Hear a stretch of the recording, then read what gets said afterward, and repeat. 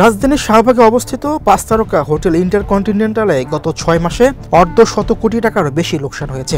আগের বছরের একই সময়ের তুলনায় হোটেলটির লোকসান বেড়ে দ্বিগুণ হয়েছে। হোটেলটির চলতি 24-25 অর্থ বছরের অর্ধবার্ষিক আর্থিক প্রতিবেদনে এ তথ্য উঠে এসেছে।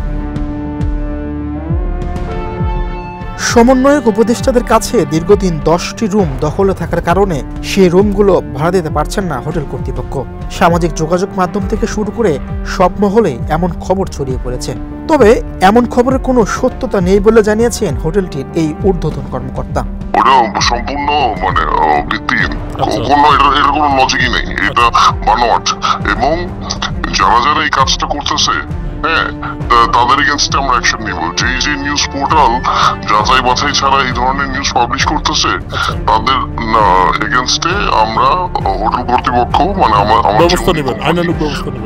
বাংলাদেশ সার্ভিসেস লিমিটেড আমার ওনিং কোম্পানি, বুঝছেন, আমরা তো একটা সরকারি প্রতিষ্ঠান এবং বাংলাদেশের আপনার সবচেয়ে বান্ডেল থাকলে প্রতি সেনমানিতে টাকা বাঁচবে।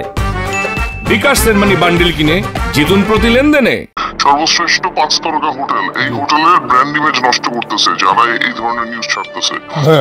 সো এটার জন্য আমরা আইনি পদক্ষেপে যাচ্ছি। হোটেল ইন্টারকন্টিনেন্টাল বিমান ও পর্যটন মন্ত্রণালয়ের নিয়ন্ত্রণাধীন বাংলাদেশ সার্ভিসেস লিমিটেডের একটি প্রতিষ্ঠান।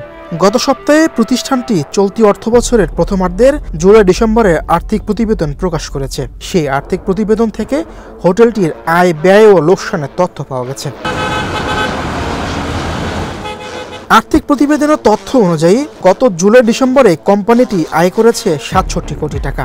তার বিপরীতে সব ধরনের খরচ ও কর বাদ দেওয়ার পর ডিসেম্বর শেষে হোটেলটির লোকসানের পরিমাণ দাঁড়ায় প্রায় 51 কোটি টাকা।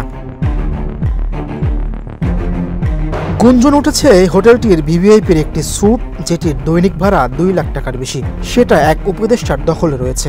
এছাড়াও 2টি জুনিয়র স্যুট, যেটির দৈনিক ভাড়া 1 লক্ষ টাকার বেশি।